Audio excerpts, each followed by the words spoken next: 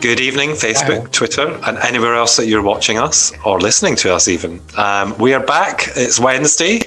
Hashtag Wednesday Webcast. And we've been away for a while over Easter and what have you, and recovering and recuperating and having snoozes and runs and things. But we are back, and we are back with a new series, which has been weeks and months in the planning. And minutes in the planning. We talked about it for 2 minutes before we came online. And we are doing the alternative preparation course. So it'll be interesting to see how this one plays out. But this evening, Al and I are joined by Cat Theresa, who seems to have frozen my end. She has a cup up to her face, but she doesn't seem to be moving. So I don't know. That's unfortunate. Well, we'll keep going until she reappears. We will keep going, yeah, she might reappear. Yeah. So tonight's really about the kind of early stages of thinking about adoption, what you might want to think about, some of the kind of tales now. As we know, Kat is not just a psychologist. Oh, she's gone. But she's also an adopted adult. So we will look back. She will come back, no doubt. But in the meantime... we presume she'll come back. It could be. We hope she'll come back. This could be the worst series we've ever done. Oh no! There we go. She's back. Yay. Oh, I'm sorry. I disappeared. No, you're all right. You froze with the mug up to your face, and I was thinking, I don't know if she's actually. That Zoom froze face is Yes, cracker. Anyway, yeah. So where were you up to, Scott? Where were you up to? So I was just saying, Kat, that this alternative preparation course, and we're going to be talking through a lot of themes, and tonight obviously joined by you as a psychotherapist, as well as an adopted adult. Not a psychotherapist. Oh. No. Oh. No, I'm an occupational psychologist. Al Coates. See, this is what happens when I let Al Coates do the marketing, right? Not only does it look horrible, he puts the wrong words in the wrong places. Well, he didn't actually on the marketing thing. It said psychologist, which is fine, but not psychotherapist. Okay, psychologist. Sorry. I chose the wrong word there. Yeah, that's only because I can't spell psychotherapist. Otherwise, I'd have called you that. Anyway, I tell you, flying start, slick. I tell you, it's brilliant, isn't it? Yeah. And we're live as well. We can't edit this. Well, we can edit it in the edit, but not when we're live. So the premise of this series really is to think about the things, and it's not to put people off. It's not to have a go at the traditional preparation courses, nothing like that. But Al and I have no vested interest in recruitment. We're not recruiting adopters. We don't have children to place. We don't have all that kind of pressure on us that local authorities, regional adoption agencies, voluntary agencies have. So we thought it'd be nice to look at it from an alternative perspective and maybe not necessarily put people off, but be kind of balanced and have a different view on it. So hence the reason over the next couple of months, actually, because this isn't just a 1, 2, 3 week thing. This is a good couple of weeks. We're in for the long haul. We're going to be lynched by the end of this. We've got a number of guests on. We've got We've got 2 adoption social workers. We've got therapists. We've got adopted adults. We've got who else have we got? Al, I'm struggling now. Panel members. Yeah. So we're hoping to kind of hear from all the different areas that potentially in an adoption preparation course you wouldn't normally hear from. And I think that, if we can kind of fill you in with a little bit of information that might help you on your way or make you think about things differently, as we'd like to do, then that's what the aim of it is. Absolutely. Can I just add a... Sorry. No, go, Kat, go. I was going to say, I think it's great you're doing this because adoption is so complex. There's so much complexity. And I don't know how that's is that really going to be covered in those traditional courses that are more about recruitment and reassuring people and so on. Yeah. The complexity, we've got to dive into that. Yeah.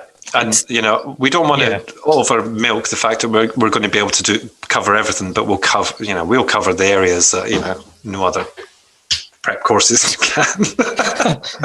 Refreshing parts of the preparation course. I guess the other caveat to all of this is that we're sort of we're parking the whole issue about the validity of adoption and adoption in its current form. In some ways, we're sort of that is a conversation to have, but that's not what we're going to do here. So it's in some ways we're putting it aside, and we're just going to say, how do we get people ready to become adoptive parents? And I guess the start point is, I mean, full disclosure, I've only ever been through one adoption preparation course, and that was 22 years ago. So my opinion on this is not particularly valid. I can only remember one thing, and that is, I can remember being told that two things actually. One thing is, I can remember the social worker's name. She said, remember, every adoption is complicated. And that sort of stuck in my head. And the second thing we talked about nature versus nurture. And that that's never come out of my head. So what about you, Scott? The thing that sticks in my head was our kind of attitude when we went in. And clearly it was at a time where laws were changing and stuff for same-sex couples. So it was there was a little bit of kind of anxiety because, there was nobody really who we could connect with to say, well, how was it with you and stuff. But the ignorance that we had and thinking, well, we can give these children, whoever they turn out to be, a better life. And that was the foresight that we had before we kind of went into that room. It was nothing anybody said. That was us. And I think throughout the whole preparation course, that was our attitude to it. And, looking back, I'm ashamed of myself for thinking like that because, I've learned so much over the years. But, that is, we're talking 16 years ago. And since then, I've done lots around preparation courses and stuff. But that was kind of our experience of that. And, that's definitely not the attitude to have. And, it doesn't really matter when you go into adoption. That's not how it works. Yeah, I mean, that's really, that's interesting. I mean, we will come back to your bad attitude, no doubt, across the whole webcast series. The whole of our lives. The whole of our lives, yeah. I'd say that's not such a bad motivation to get you through the door to start exploring things. True. It's not the only motivation, and you need a whole lot more behind that. Yeah. But as a starting point, that's not so bad for wanting to. I'm not sure that was our only motivation, but that's the one that sticks in my head because I'm ashamed of myself for it. Does that make sense? I think when you're ashamed of something, you tend to think more about that than you do about the positives. There was lots of things. Otherwise, we wouldn't have spent 2 years looking at it before we went to that. So there was clearly some other stuff, but certainly my shame and my memory, and my husband is probably thinking very differently. Not that he watches this, but he would think of it very differently because he has a different kind of view and opinion on it. So, but, I think that shame thing, it works in adults, not just children, doesn't it? True. Can I start to ask Cat some questions? Because she is our guest. I'm going to start to delve into Cat's... guest. Friend of the show as well. Friend of the show. This is your third time on, Cat. And best friends. Bestest friend. Cat, obviously you come from the perspective of being an adopted person yourself. Is it odd looking from that side of the fence, as it were, looking in and going, these people getting ready to be my parent? Do you know if your parents had sort of any preparation or? I think in the late 60s, I think not. I think there was some interviewing went on, but I just think you were given a baby and off you went. You got on with it. In fact, the funny thing about the amount of work that goes in now is fantastic. Well, I hope it is. I assume there's loads of input and loads of content, but in those days you got a letter saying there's a baby here, come and pick her up 10 o'clock. If you like her, you can take her home. So things have moved on a lot since then. One hopes. I'm sure they have. Well, they have. We know they have, yeah. So that's really interesting, isn't it? Yeah. So I guess that implies that there was no thinking that being an adoptive parent was any different to a biological parent. Yeah, and I suppose that was the aim, and that those days there was no way of finding out your birth certificate. It was illegal there was no legal route to getting a birth certificate in those days. It did change in the 70s. But I suppose that means that there's a lot that I can forgive my parents for, which I don't think adoptive parents nowadays will quite have the same grace. So, for example, say one issue is privacy around my story. I've got memories of being in the middle of Sainsbury's doing the shopping with my mum, and somebody she works with comes up and says, "Oh, who's this? This is your daughter? Oh, lovely to meet her. Doesn't she look like you?" And when that happens in your adoptive family, it's kind of, what do we do here? Well, I would have wanted the ground to swallow me up at that point, but what made it even worse was the way my mum would say, "Oh, she's adopted." We didn't ever discuss that or agree that, and I totally forgive my mum for that and for those disclosures that I was never consulted about, because she just went into it with the right motivation. With everything she did was from a place of love, so it's fine. But I suppose that's a real issue that I get stuck on sometimes, is that issue over privacy. Yeah. Because I've been in those situations before where I've heard an adopted child story in the playground, and it's just in conversation, but actually it's sort of 2 or 3 links away from the parents. There are other parents describing an adopted child situation, why that child has been put up for adoption.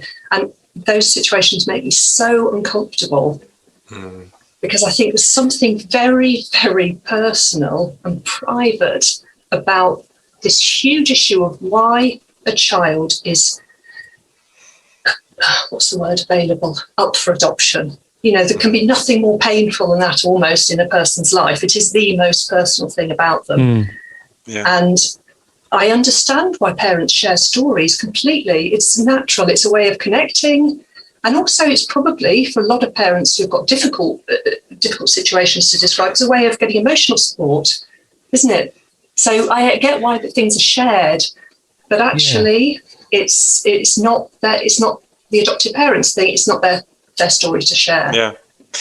It's interesting as well, because we've gone. I started, so I'm going to finish. When I think back, and I'm not just thinking about my kind of experience of this, I'm thinking about others as well. There was this real emphasis on being open about the fact that your child's adopted. Now, obviously, in our situation, we had no choice. I mean, not that we would have chosen it any differently, because we didn't know any different, but, we were 2 men who were adopting 2 sons. So clearly, that was, it was obvious. It was obvious to us. It might not, I don't know. You've got me thinking about that now. But what was made clear to us from the start was that, there was definitely a need to be more open about adoption nowadays. Now, when I think back to when we adopted, and we adopted a 7 and 8-year-old to begin with, we couldn't control what they told of their story. Of course, we wanted them to be safe, and we didn't want them to overshare and upset themselves, and that sort of stuff. But I think about my oldest son, who that was the first thing he told his classmates, was that he was here because he'd been adopted. So there's a really, I think there's a really fine balance with this one, isn't there? Because what they share is up to them, but actually, as parents, you see that as them giving you permission without actually giving you permission to be able to say, yes, I have adopted.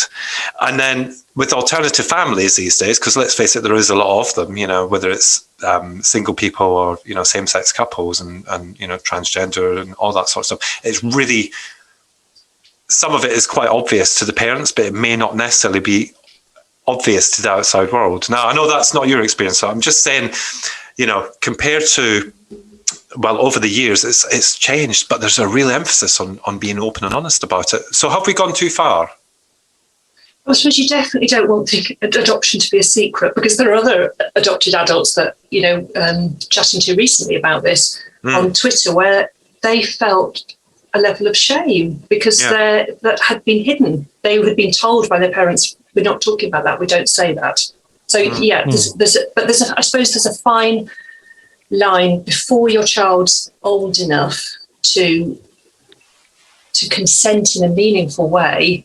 Then their story, it is okay to say to people when they ask, why has this situation arisen, to say, well, that's private, that's their story to tell.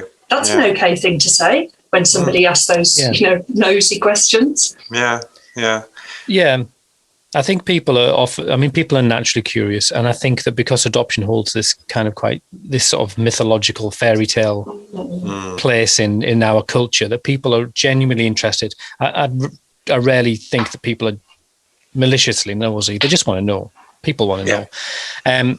But like you, I remember that we, with my eldest 3 children, people would say to us, "Oh, so why are they in care?" People would come up with all kinds of harebrained ideas why they came to the care system. And we sort of had a stock answer, which was, look, they're not old enough to really understand their own story. So it's just not appropriate that we tell other people until they know it. But then I did have friends. One of my friends was sat at a barbecue with my, I think Kirsty was maybe 6 or 7, and she just told them everything. And my friend was genuinely mortified and kind of came to him and said, "They've said all these things to me. I'm not meant to know." And I went, "Well, she told you, so it's fine." And it was a 6-year-old's version of events. But like you say, I think that story is a really important thing. So is that one of the key messages you would sort of want to get into prospective adopters' heads, like privacy? And the really important thing you said there, Al, is get your pat answer ready. Right early on when you're going through the process, and you are thinking about children's stories, children's situations, is be ready to not reveal some of the difficult bits or any of the difficult bits. Just reveal what is needed. What that person at the nursery gates are going to need to know, and the rest you just save until later. Makes and I think good sense. It does make good sense. I think, looking back now, and we can always say this on, once we reflect on stuff and looking back, can't we? I think there is a certain element of pride as well. And I know as the same-sex couple, we were proud to be the parents of these 2 children. And to us, it was obvious why we couldn't have biological children, but maybe to the audience and the world outside us, there were certain people who knew, like, maybe the lady who was on the till in Sainsbury's, as an example, she might have known that we were a same-sex couple and we were we were looking to have children and stuff like that. But it's not necessarily the case that everybody knows your story. So, I guess it is a tricky one if you're looking at it from both perspectives, isn't it? Because it is a child, and you're so right with everything you've said, and I'm not denying that, but there's a certain level of excitement and pride in terms of being able to be this person that you never maybe thought you could be, never thought you should be, etc., etc. And I'm talking about that from maybe from the kind of same-sex LGBT community rather than... And Scott, that's your story, so that's definitely yours to share. That's a really lovely story. That's a really lovely bit about it. So absolutely yours to share. I suppose the bit I'm more talking about is the bit about all adoption starts with a really dreadful situation. Every single adoption starts with something dreadful, something catastrophic. And for the adopted child, baby, child, adult, it's probably the biggest loss that they will ever experience. And so it's the details around that I almost think this shouldn't need to be said. Everybody should know you don't share stuff like that. You wouldn't. But honestly, I have been in so many situations where I've known about kids I shouldn't have known about them. I think it's one of the really key things to get in place in your mind early is I need an answer so that I don't reveal things about that child that's so deeply personal and, it's theirs. Yeah. So we've got a few comments on Twitter just to show you. I haven't got my glasses. I cannot see, man. I'm getting. You've not got your glasses. When did you start wearing glasses? I've got these magnifying ones I found around the house. Paula's got about 400,000 pairs, and I just picked a set up. So here we go. Right, this is me. Oh my days! Right. I've seen it all now. Shut up. Look, so we've got someone, Luana Luddington's message, put a comment on and said, that's so helpful. I've got a great support network, and of course I talk things through my friends and family, but I'm so conscious of the confidentiality and privacy. It's very helpful to hear your stock answers. I've already said that's confidential already a lot, but part of me wants to talk it over. And I think that's maybe another thing for preparation. I mean, you can go to a preparation course and they'll tell you, you do child development, but how do you find, I feel hilarious wearing these. How do you find, you look hilarious. There's lots of questions on Twitter. So I'm on Facebook. So there's a few comments as well. So I'll get back to them maybe at the end. Yeah. But that's how really do you find someone?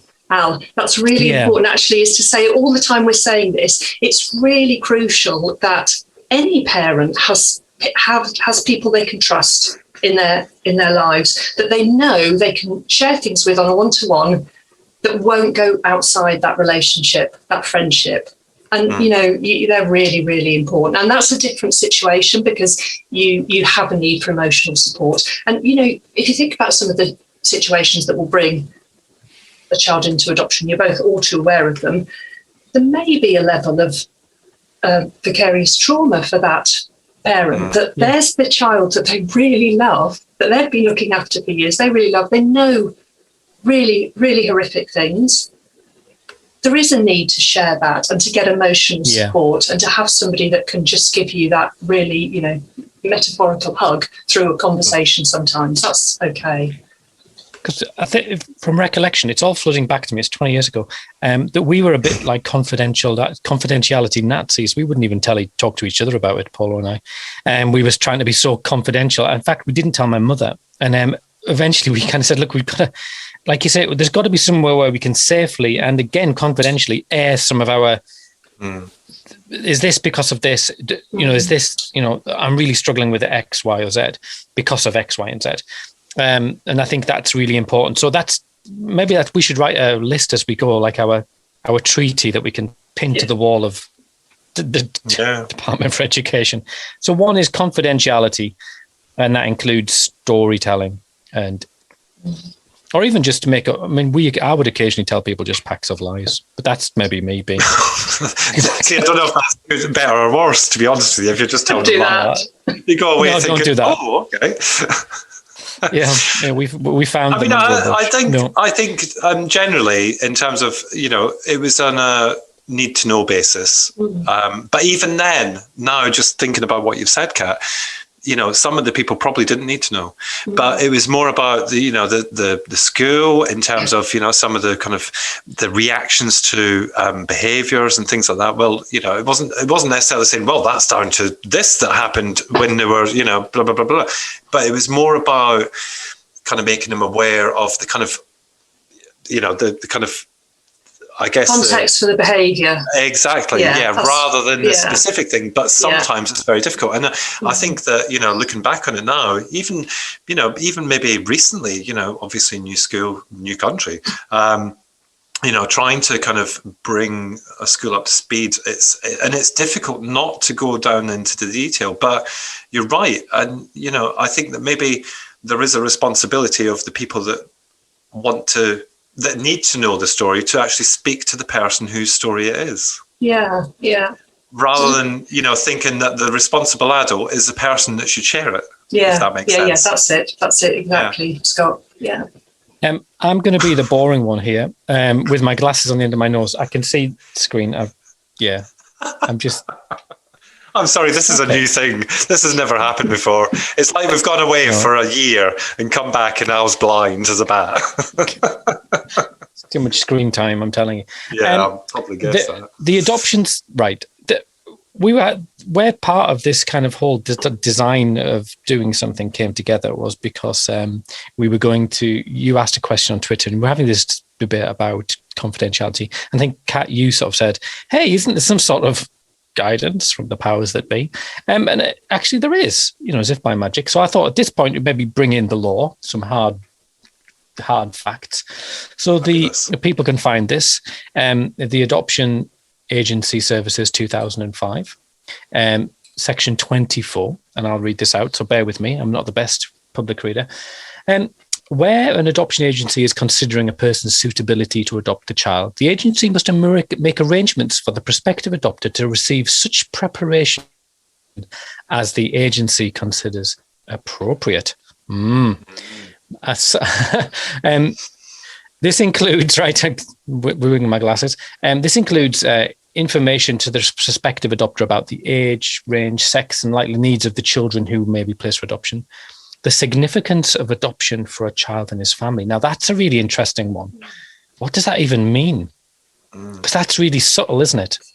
Yeah. So we're meant to know about the significance of adoption for his child and his family. So over to the psychologist. Well, I suppose that would come down to the story that is going to play out for the whole of that adopted person's life. Significance. So they are never going to not be adopted. And we've already said that situation has started from some catastrophic event.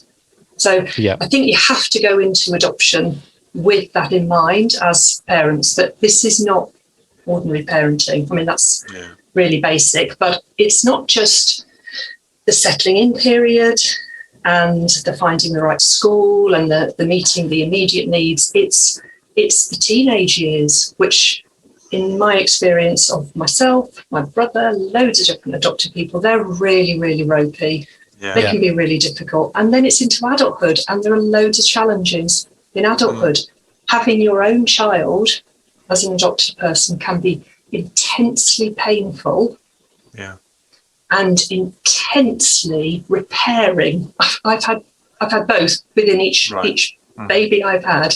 Is intensely painful because you see how much a newborn absorbs and smells and listens. You see what they're doing. They're just, absolutely absorbing everything in. So it can be so painful to know that at that stage you were given, you were handed over.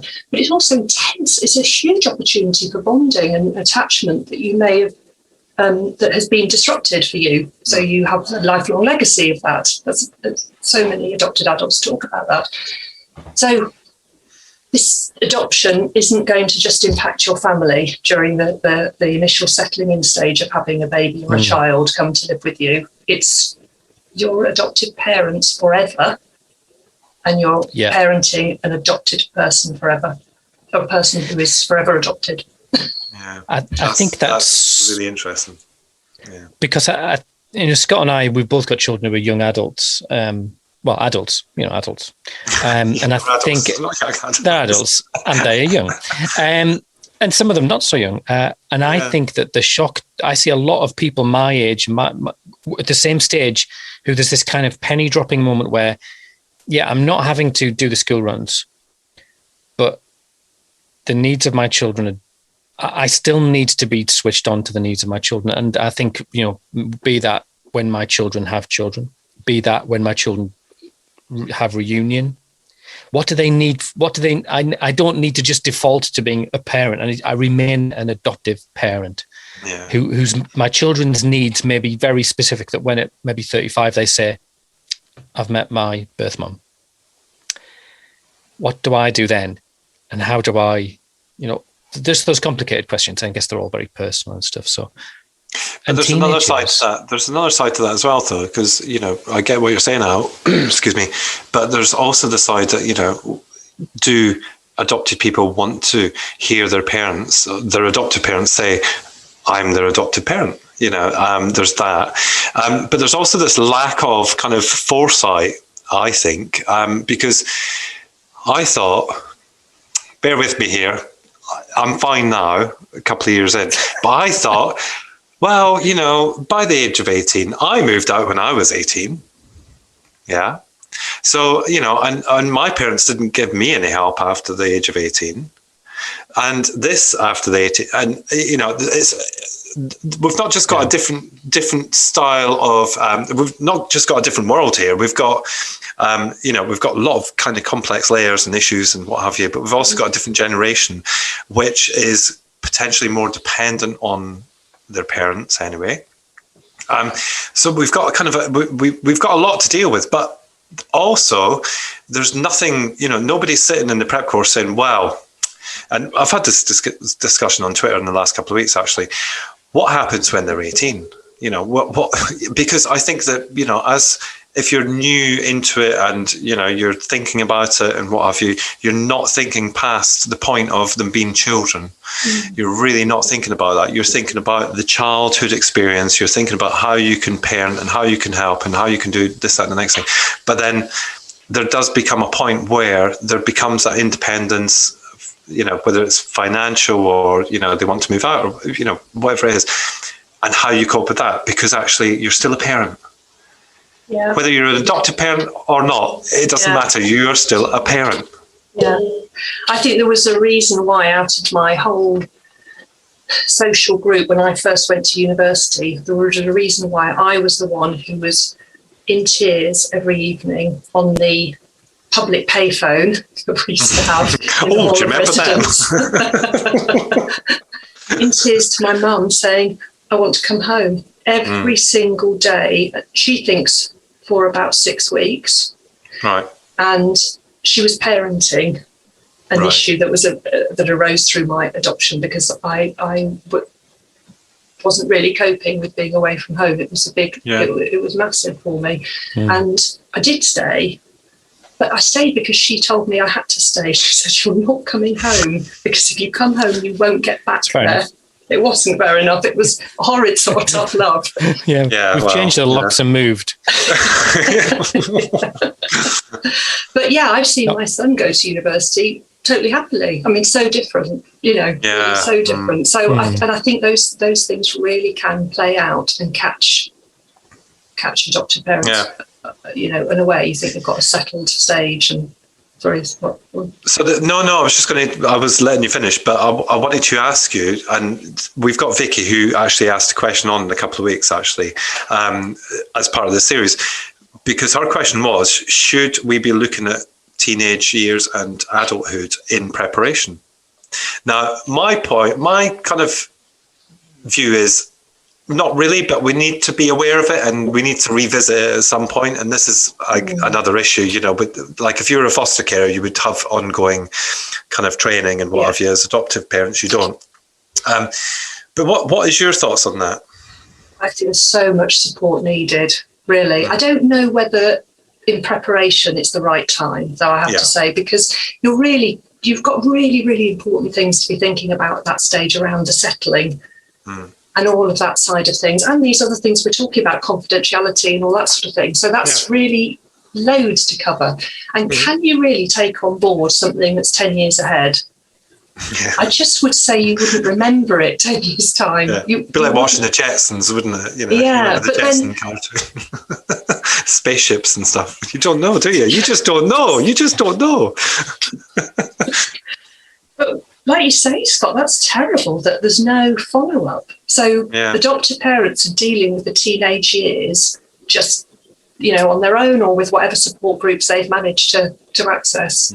That's tough. I think there needs to be more there. I'm going to draw us back onto my little list from the regulations, because that's my safe place in the regulations, hiding. So we've talked about the significance of adoption for a child and his family, which is huge. And then the next one on the list is about contact between a child and his parent or guardian or other relatives where a child is authorized to be placed for adoption or is adopted. And then the next one, the skills which are necessary for an adoptive parent. That's... Ooh. Right. So I would love to know what the skills are. What are the skills? What skills do adoptive parents need? That's all the parenting skills. Well, clearly, we'd hope. As a minimum. Feed them, water them. Al, is that referring to birth family contact or natural family contact? First family. Yeah. Everyone has their own preferred language. Is that referring to? Good question, Kat. I like your question. I'll read that again. In paragraph. Preparation for adoption includes provision of information to the prospective adopter about contact between a child and his parent or guardian or other relatives where a child... It must be those connections between family. Yeah. First family. Oh, I'm glad you're raising that, if that is what it is. Or let's just segue into that if it's not. Let's just do that anyway. Yeah, let's just do it. I mean, it just strikes me, and this is another area where... adoptive parents of old can't be held to account for not knowing anything about first family. So that's just, you just rule that out. But nowadays, I think you have to understand that if you're adopting a child, there is another family. And that family it's not their first family or the natural family or the birth family. They're just family. And they're really, really important to that person. And the complexity of that, I don't underestimate, is huge and different for every situation, isn't it? But I think if you can have a basic, it's not basic at all. If you can have an open mind to thinking the starting point is their family and therefore they're important to my child, then you open yourself up to explore possibilities for contact and conversations with your child. The days of closed adoption surely must be over. Yeah. They're numbered. They have to be numbered. Yeah, I think it's a measurably emotive issue, isn't it? Because we know we could go onto Twitter now. We could ask a few simple questions. We could start a bun fight that would go on. Yeah. The fire would rage for weeks, because it is such an emotive issue. I think there's these sort of two polar positions, isn't there, where people are saying, but the behavior of the parents negates their right to see their children from a risk point of view. That, and of course there are situations where that is true, but that is the extreme. And the other extreme is where there's no good reason why they shouldn't just be all open doors all the time. Most of us inhabit the middle ground. Most children and families and situations are in the middle ground. And I think but if people don't want to do it, they gravitate towards the extremes, don't they? Or they do want to do it, they go to the other extreme. How do we prepare adopters for that? Because it's such emotive stuff. I think Cat's frozen again. I think she's enthralled by my comments. Yeah, she is. She's just focusing and wants to pay attention. She's slipped into a coma because she's gone. Yeah, she's gone. She's run out. Her husband's cut the Wi-Fi off with a pair of shears. Yeah. Well, the reason I say that is because I think that in principle, the idea of contact is really good. But I think often when the reality hits home of, I've got to take my child to meet this person, I've got to maintain links to a person. Oh, Cat's back. Hey. Really? It's fine. It's fine. You'll get a letter from our solicitors for ruining everything. I was just saying about the reality of adoption, about a reality of contact versus the theoretical. And I remember that my children were in their sort of mid-teens, young adults, mid-teens, and they'd sort of reconnected with some family members. And one Christmas evening, they said, we're going to go and see them. And they left and went to see them. We totally we waved, it's fine. Me and Paula went, oh, that's a whole new reality we weren't expecting. Really, the intellectually I went, of course, that's fine. Emotionally I went, no, just stay. That's so difficult, isn't it? So difficult, yeah. I mean, I would say, yeah, I can't talk about pain. But from the other side of it, okay? Yeah. I had really loving adoptive parents. They really loved me. And still it was massively important to me. Massively important to find my birth family. And they were good. They were good. They didn't talk about it really, and search me was something I did on my own because they didn't talk about it, so that wasn't really great. But I just can't, not all adopted people feel it's important. Loads don't. So I only speak for me. We're not a homogenous group by any means. So, you might adopt a child and they just aren't interested as they turn into a teenager or an adult, and that's fine. But I think, you sort of have to get your head around the fact that other family may be important to them, and then you may be sharing in some really emotionally painful way. I get that, Al. Yeah, I mean, I'm fine. Honestly, I'm sort of emotionally seared to nothing. So I was fine, but I just thought it's really interesting, that visceral reaction that often so many people have, because we can sit in a preparation group and go, well, of course, it makes perfect sense that we've read the research and we've had an adopted person come in and we've had but of course, and then 3 days down the line, someone knocks on the door and says, do you think you could manage a bit of contact? And they go, like, hell no. Ooh, didn't expect that feeling. That's a gross exaggeration, but I don't know, Scott, you've probably got a different perspective on that, perhaps. Well, I do remember, I remember discussing it in the preparation, and it's interesting because it seemed logical that if there was to be contact, that there should be contact, if that makes sense. Yeah?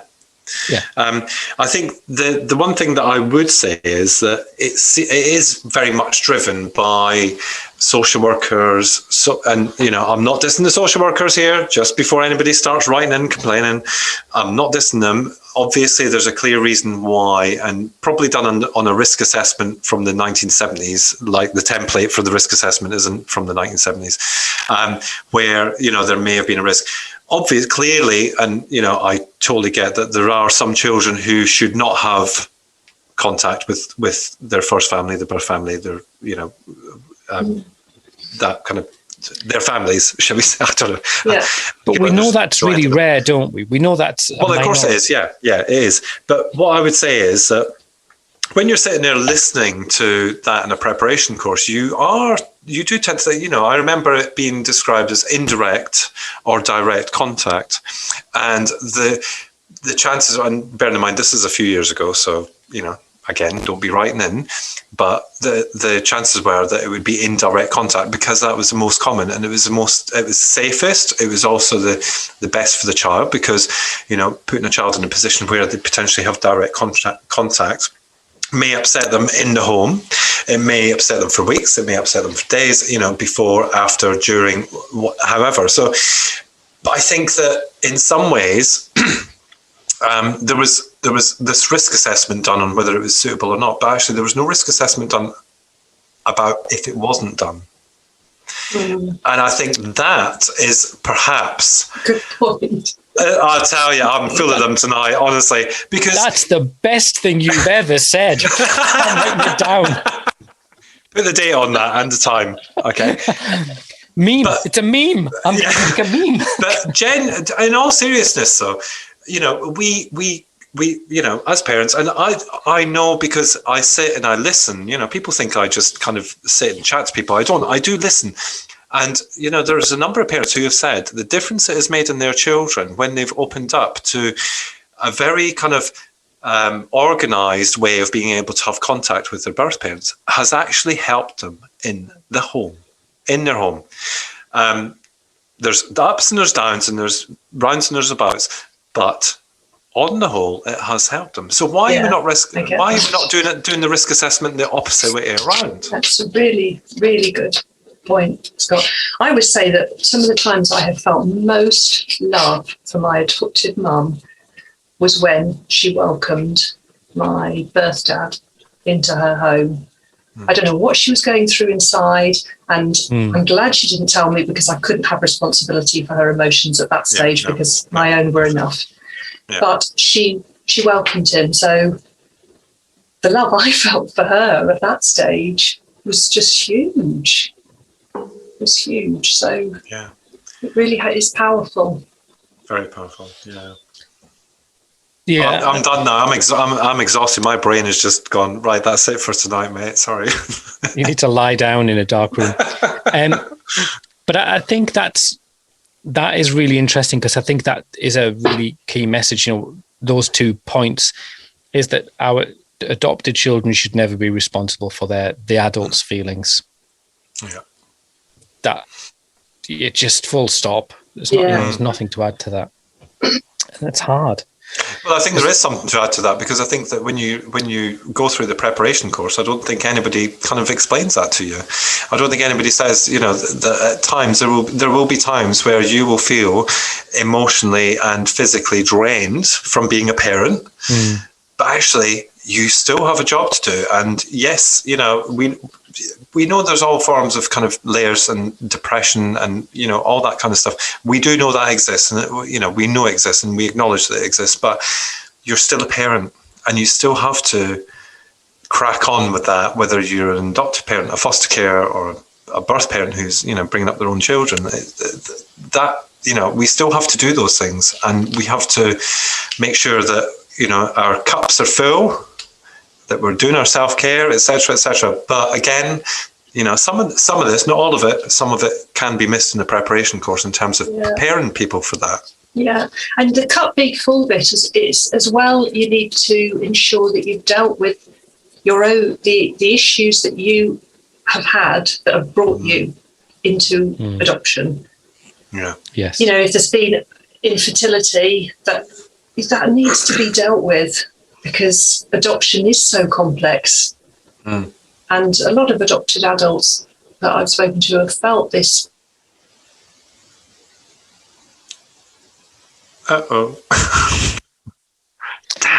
It's like yeah, tune in next week to find out what Cat Theresa really thinks. Yeah. She does look like a news reporter there on the screen. She goes, yeah, it's like live from Beirut. BBC News. I think it's a really interesting point, though, isn't it? That and I see that often adoptive. I'm part of different groups, and I see that people talking about their infertility and that was 6 months ago. It's done, dusted now. Yes, and that remains. I mean, that remains the predominant reason why people come through to adoption. You know, there's arrays and other reasons. Yeah. And I think that sort of preparing people not to do the assessment, as in do it to the test. You know, don't just give us the answers we want. Be honest, because that doesn't negate you from being an adoptive parent. But let's just be frank about what's really going on.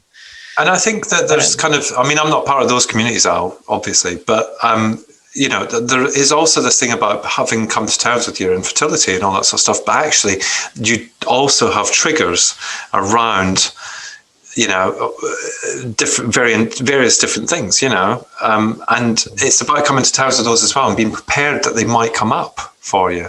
And I think sometimes that's, you know, there's a little bit of a lack of awareness of that. The fact that you may have had counselling because, you know, you've I hate saying these sorts of things out loud, but you may have had, you know, 3 miscarriages and you've decided that's it. You can't do that anymore. Or you may have gone through IVF. But actually, if you that's fine to have counselling about that and to come to terms with that. But actually, you need to be aware that in 6 months, 6 weeks, 6 months, 6 years down the adoption route, there may be a trigger that actually, you know, it clicks for you. So it's not just about, okay, so I've done that. It's in a box and it's there, because it can affect the relationship you have with that child as well. If it's, you know, and that's a really important thing, I think. Really important.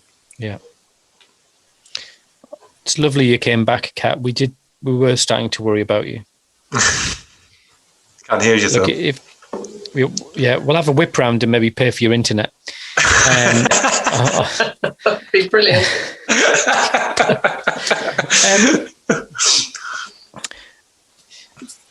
I mean, I think that I don't particularly want to add to that, but I think we were just reflecting what you were saying about loss and counselling, and we're going to get Vicky McEwen on next week, and she works directly with families. So I think, with hindsight, someone should have got spanners on my mind and really had a good look inside what was going on. Not just social workers are good, you know. Yeah. It's not to dismiss social workers, but they're not. Yeah. They're not. It's not their they're not therapists, are they? They're not counsellors. They're not. They're not psychotherapists. They're not psychiatrists. You know, and I do wonder if there is an element of that. It's not just about assessment by a social worker. I think that everybody. I'm just thinking about if someone was to look in my head, what they'd find. Jeepers, creepers. You know, there's no end to this stuff. And when I look back on the early days of adoption and how you know, there's a lot of naivety there, but you know, becoming a parent of an individual who's 7 and 8, you know, all that stuff, as well as dealing with your own issues. There's a lot there. There is a lot there, and you know, it's not just about. It shouldn't just be a social work assessment, I don't think. But, and so much better to be if you were to be proactive in knowing what your own triggers are going to be, what your own issues are going to be, that you can really get in early when you start feeling stressed or low in mood or whatever it is for you. Get in early because you can identify it and recognise it. I'm remembering that we had an adoptive dad, Andrew Taylor Dawson, on a few years last winter, I think, the winter before, and he was sharing his experience of going through the process, and what he said was they got halfway through and they realised they had to stop and they had to go away and really get some things resolved, and then they came back. And I think that is incredibly healthy to just say, actually, some of this stuff is going to be difficult. And I think the reality is that adoption the sense of fairy tale isn't there.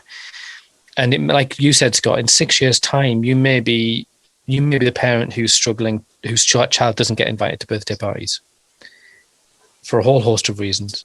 And you may be the one, the imagination you'd had when you wanted to be a parent was going to birthday parties, you know, taking your child and being part of this little social. And that's where the loss is. And I'll tell a story, then I'm going to maybe ask you to answer some questions.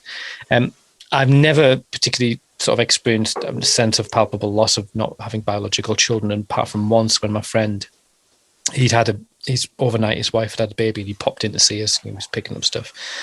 And he told his story about, they dashed to the hospital, those stories about when people have, all of the drama and the excitement and the anticipation, and baby arrives.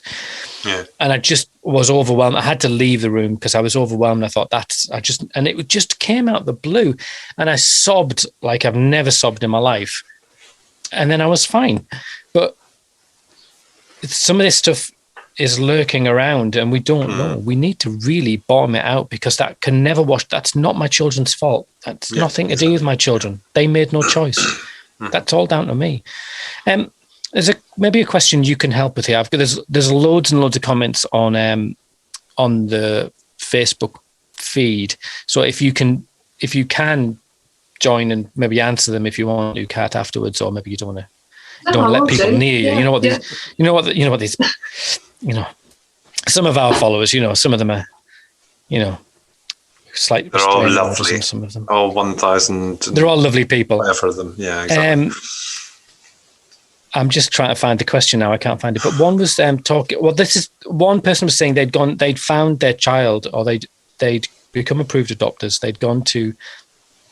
This is when we were talking about the stories. They'd gone to the adoption activity day, where they'd sort of kind of picked out a child and filled in literally a form, an interest, like a application of interest. Expression of interest. And they're saying expression of interest. That's the word. And they were saying, what do I tell my child? How do I explain that? Because they want to be honest about it. I'd maybe ask you a difficult question. I think. I find those things really upsetting to think about, actually. The beauty parade. I just don't know what to say, actually. I think, gosh. You'd want to have a big think about that rather than say something. I would want to have a think rather than say something off the top of my head, actually, because that it's quite upsetting, really, to think that's how you met your parents. That's how you presented. I mean, well, I think that they the lack remain of a complicated issue. Sorry. Yeah, I was going to say the lack of an answer as well means that it needs a little bit more thought than just a kind of blasé response. So perhaps that's one that we should answer offline rather than online. Yeah. Well, yeah. I'm happy to think about that. Yeah, I'd be interested to hear your thoughts on that, actually, because and I would be interested to hear your thoughts on that as well, because I'm still not sure about activity days, to be honest. And it's a very American concept that's come over from come over to the UK, but it does link children with parents. So it's kind of in my head. I'm having to fight both sides with that one. So, and I get you from the perspective that you come from. That's difficult. That is a very difficult way of, But you know who brought them to the UK? It was Bridget Betts, wasn't it? She working for Quorum, and Bridget is an adopted adult herself. Mm. So and there's a podcast, it's a couple of years back now, but she talked about that and was very, it's just one of those tricky issues. But I think even that, preparing adopters, when we're talking, the crux of tonight is preparing adopters, but preparing adopters that you're going to have conversations. Yeah. Mm-hmm. Yeah, but surely that needs to be covered in the one-to-one social work that you do. Something as important as that needs to be delved into. I think, I mean, I've had conversations with my children that I would never want to have with anyone in the world in relation to their stories and the challenges and the adversity. No one's prepared me to do that. I've got social work skills I can draw on, but I've had conversations I just would never want to have. And I think that's part of being an adopter, is that you have to embrace. You can't bury your head from that stuff, can you? No. That however you do it, you can't not do it. I guess that's, we don't have an answer how to do it, but we have, I guess the plain answer is you've got to do something. Yeah. Because the truth will out. Yeah, and I suppose if you're really worried about how to do that, there are resources out there. There are people out there. There are people that do therapeutic life story work aren't there, that I don't come at it from that perspective, but I know some of them. So there are people you could draw on to say, we need some support during this phase of our parenting. Am I right? Can you get those services through? Well, adoption? Wait a minute, he's putting his glasses on to check. Shut up. I hope people can access those sorts of professional services. I'm not sure that I'm sure you can access them, but I don't think they're there as a standard. Yeah, I don't think they're they're offering leaflets for them, are they? That's the thing. That's the issue, isn't it? Yeah, there's a few people commenting on the whole idea of the activity days. People saying that's how we were introduced to our children, but didn't like it. Right. So that really complicated dynamic. But what a child will get to a certain age where you can be honest with them about that. Yeah, of course, yeah. We did go to that. You have to be honest, don't you? You just have to drip feed it in age appropriate ways. But you could be honest. We were really uncomfortable about that. But, I wonder if there is a difference. I mean, adoption activity days here are relatively new. They've only happened in the last couple of years. But before that, the likes of Linkmaker, which is obviously a family finding service online, there was Children Who Wait. There was Bath's Be My Parent. And it was almost like I do remember it being compared to an Argos catalogue to find your children. So is it the case that maybe we've just moved on in how we do it, or is it that it's maybe a little? I'm not sure. I'm not sure how to answer that one.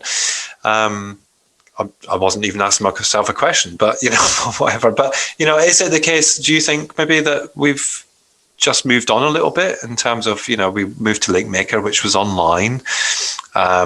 What would we say, shopping online? If we're going to compare it to the Argos catalogue, because that's how it feels. And is there another way?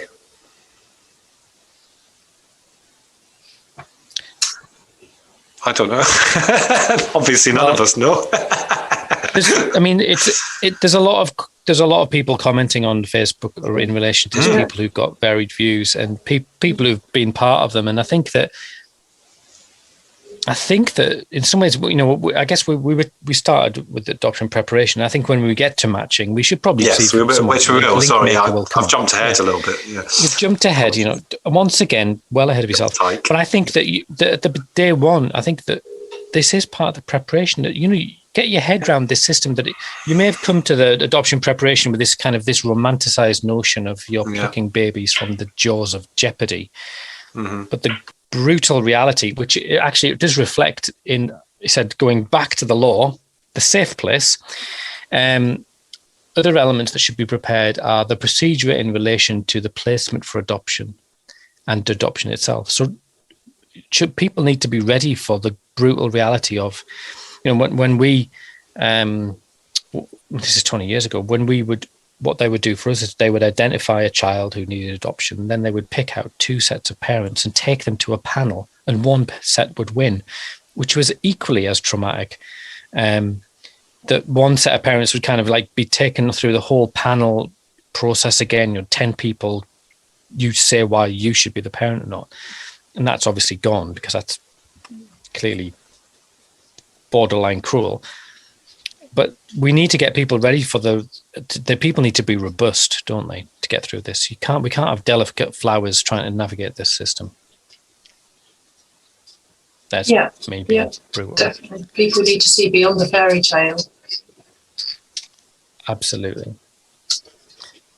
I feel like this is a very odd podcast with me debuting my spectacles. I think it's also a podcast that's probably raised more questions than it's answered. And it's interesting looking at some of the comments on Facebook and how the conversation that it's instigated, and the kind of things. So Anne says that he's a foster carer and he didn't know that the children were being filmed and photographed for the advert to be advertised for adoption. And that's the kind of stuff that's quite kind of concern, really. And there's also a story there for me when I'm thinking about the story that I tell my child in terms of, or even the foster carer, the connection with the foster carer, because obviously foster carers know that, you know, there's going to be a plan for that child, but they're not entitled to know the full ins and outs of it. So, you know, hopefully that foster care will still continue to be a part of that child's life after placement. So surely they have, you know, there should be a kind of, Well, there's all kinds. I mean, it's a podcast down the thing, but you are a psychologist, so we're gonna plumb you we're gonna get as much as we can out of you. Right, I guess we're at an hour, and I'm sure you've got things to do, and Scott's got his sock drawer to sort out and stuff. So what would be your takeaway points, you know, 2 or 3 things that you think are essential for a prospective adoptive parent? And I'm going to mute myself so I can't. I'd say the lifelong nature of it. You're not just thinking of adoption in terms of the settling in phase. It's going to be with you throughout your parenting journey. And I suppose this thing about whose story is it? Whose family is it? And really keeping all of your thoughts on the adopted child, and that they have to live with whatever decisions you make early on about disclosure or about contact or so on. They're going to be living with those for the rest of their lives. Yeah. So it's just really being conscious about the impact on that child. No, I mean, I think that those 2 things are just essential, aren't they? That it's just setting people on the right course, and of course there'll be lumps and bumps in the road, but that happens. Yeah, that happens. Well, thank you, Cat. It has been fantastic. I feel like it's like kicked us off into the long grass already because we've got so many thoughts. Yeah. And we're going to get lots of other people and sort of take us through each step of the way. So I hope you get your internet sorted out. It's been quite a worry. It's gone again. Look, she's gone again. We can't say goodbye without saying goodbye properly. So you're going to have to. So shall we? Well, you need to do a little jig or something. Yeah. Meanwhile, back at the farm, the birds. Put your glasses back on. That gives us a laugh. That's always a laugh. No, so Scott, we've got Vicky next week, and then the week after that, have we got a social worker who's going to talk to us about? I haven't got the thing assessment. Here, we've got 2 social workers, haven't we? Yeah. Do you know what is really odd? We've never had an adoption social worker. No, we have never. We've never had one on 5 years. And look at that. We have 2 come along at the same time. Wouldn't you? Adam and Eve. Booyakasha. Check out our podcast guests. Yeah. So it'll be interesting to hear kind of 2 different perspectives from that, because I think that I'm not sure about one of them, but I know that one of them has been in a local authority agency for a long time and has since left. Well, will be left by then. So it'll be interesting to hear the take on from the social workers, because they're involved in the preparation and all that sort of stuff. So but not often happy to talk freely, and that's why we've never had an adoption social worker. We've had managers will come on, but we've never had an actual practice. Never had someone who sits their butt on the sofa and talks to you. Yeah. Well, there you go. Kat, so good of you to join us to say goodbye. It's rubbish, isn't it? Well, it's all right. We're doing an office whip round for you. You'll be fine. Don't worry about it. Just come and sort it out, one of you, please.